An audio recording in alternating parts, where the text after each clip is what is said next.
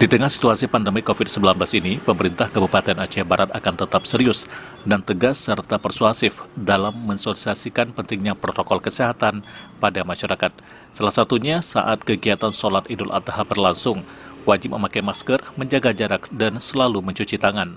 Kepala Dinas Syariat Islam Kabupaten Aceh Barat, Tengku Haji Muhammad Isa, mengatakan untuk kegiatan sholat Idul Adha 1442 Hijriah yang akan dilaksanakan esok, pemerintah Kabupaten Aceh Barat melaksanakan kegiatan bertempat di Masjid Agung Baitul Makmur, Melabuh.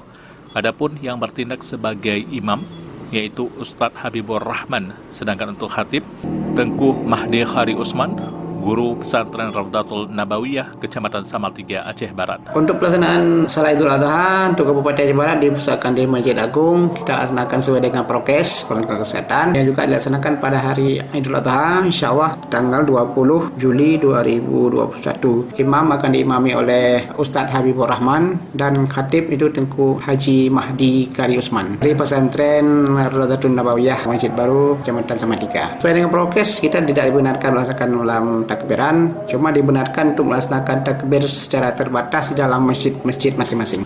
Tengku Muhammad Isa menjelaskan untuk kegiatan malam takbiran tidak dilaksanakan takbiran pawai keliling seperti tahun-tahun sebelumnya, mengingat masih dalam kondisi COVID-19.